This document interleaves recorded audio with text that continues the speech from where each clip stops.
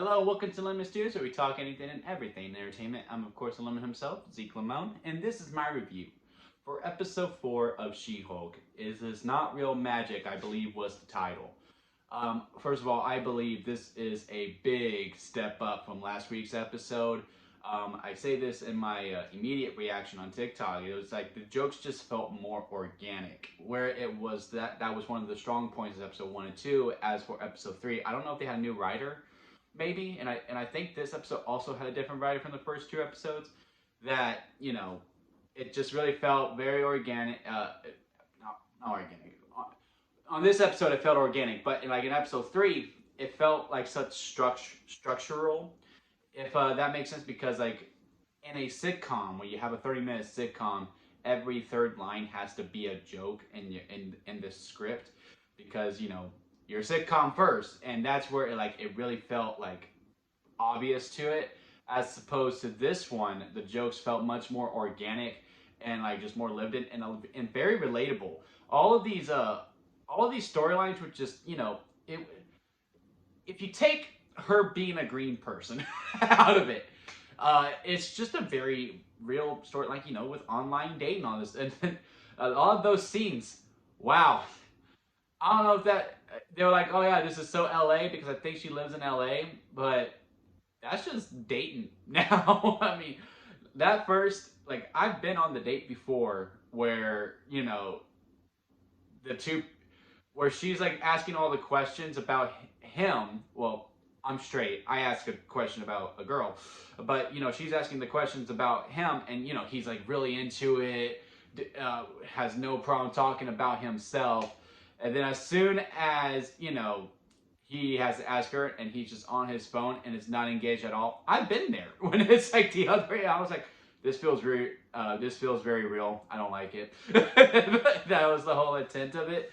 And the when he goes, and I'm gonna steal this line. I'm gonna steal it. If this ever happens to me again, I'm gonna steal it.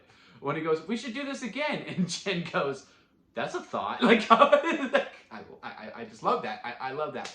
But yeah, that all that felt, and I gotta tell you, man, at the end, man, I really thought he had me fooled. He would have swept me off my feet if I was a female, because I was like, she found a good one. Absolutely, you deserve this, girl. You go. But no, he just wanted to hit it and quit it, man. I was really hurt by that one. That hurt me, because I really thought, oh, she finally got herself a man. Good for her. But no. It also seems like Mephisto is now confirmed, and I absolutely love that, because it's been an ongoing meme, and it was confirmed by no other than Madison, with 2 N's and a Y, but not where you think. She's the one who confirms it all, and I gotta tell you, with that character, she's a real standout to me, and I absolutely loved her, and I really thought I wasn't when she first came on screen.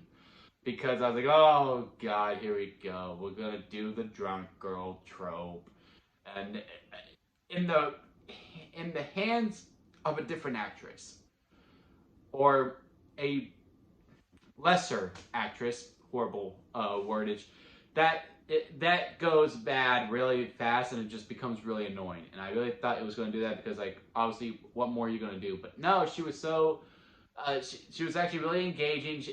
It was played, again, very natural, and I just love the dynamic between her and Wong, or, the nickname she gives her, Wongers. I would be very surprised if that does not trend after this week, because their dynamic was just so cute. And the post-credit scene is probably my favorite, up with the first episodes of, Captain America Fucks, because I was like, because I've also been there. My dad throws house parties all the time. He's not afraid to admit it. He's a party animal. And, when my sister used to live here in Texas, her friends were coming into my room, trying to get me to come out. But all I'm doing is just watching TV. And I'm trying to either watch a movie or watch a show. And, they would sit down with me and, try to figure out what drinks I like, to try to get me out there with what they got. And how she was just asking him all these questions about what drinks he likes, and he's just trying to watch The Sopranos. I was like, oh, this is nice. I like it. But again, it was very sweet. Just done very well. I absolutely love that post-credit scene. I truly do. But as far as storyline-wise, the whole thing with the magician, it was also really good. Again, every story beat in this one I really liked. And also, the fourth wall breaking was pretty good too. But also, I would say it's like a weakness, but like not even in a bad way. Like I didn't necessarily need it. You know what I mean? Like in episode 3 when she break the fourth wall, I was like, okay, yes, that was a good joke. I needed that. But in this one, you know, it was a part of the ride. And the whole dynamic between Wong, like, no, that's not real magic. No, this is real magic. And like the whole case, and it turns out the lawyer was actually a magician as well. Really enjoyed that as well. And the only complaints that I can really think of is by the overall story, not even within the episode itself, because another strength that I think of this episode, every episode has a beginning, a middle, and an end, and she goes on a journey throughout the whole entire episode. And, you know, she's different from episode to episode. She's not just progressing throughout the whole entire show, which I also really enjoy. But, like, for the overall story, because I don't think this is an episodic, who's the big bad? Well, 4 episode ends. We got 5 weeks left.